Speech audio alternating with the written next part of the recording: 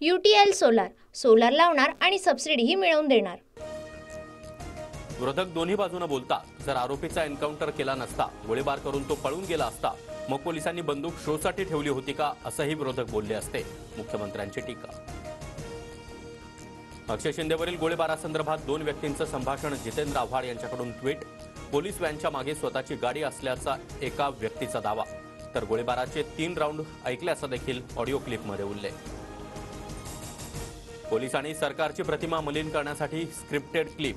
अजितदादा गटाच्या सुरत चव्हाण यांचा जितेंद्र आव्हाड यांच्यावर आरोप। मंत्री धर्मरावबाबा आत्राम यांचा धनगर समाजाला एसटी प्रवर्गातून आरक्षणाला विरोध। मंत्रिपदाचा राजीनामा देण्याचा आत्राम यांचा इशारा। मराठ्यांचं आंदोलन हाताळण्याच्या भानगडीमध्ये पडाल तर राजकीय एन्काउंटर होईल। मनोज जरांगेंचा थेट केंद्रीय गृहमंत्री अमित शहांना इशारा। ठाकरे गटाचा दसरा मेळावा शिवाजी पार्कवर होणार। पालिकेकडून या आठवड्यामध्ये परवानगी मिळणार। सूत्रांची माहिती। अर्ज न केल्यानं शिंदेंचा मेळावा बीकेसी किंवा आझाद मैदानावर होण्याची शक्यता। एकनाथ शिंदेंनी गुजरातमध्ये दसरा मेळावा घ्यावा। अदानींना प्रमुख पाहुणे म्हणून बोलवावं, संजय राऊतांचा खोचक टोला। तर ठाकरे गटानं भेंडी बाजारमध्ये मेळावा घ्यावा, संजय निरुपम यांचं उत्तर।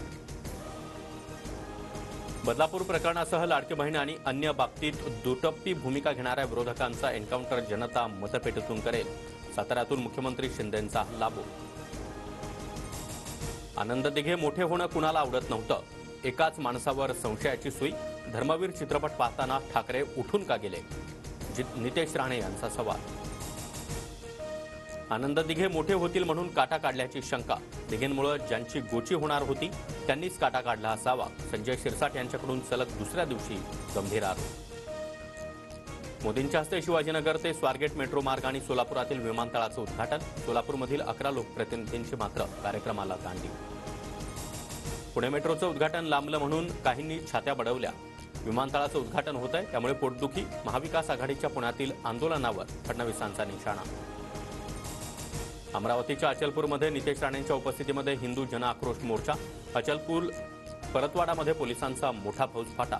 30 सप्टेंबरपर्यंत अमरावतीत जमावबंदी। 15 ते 20 नोव्हेंबरला विधानसभा निवडणूक पार पडेल असा अंदाज। शरद पवारांचं वक्तव्य।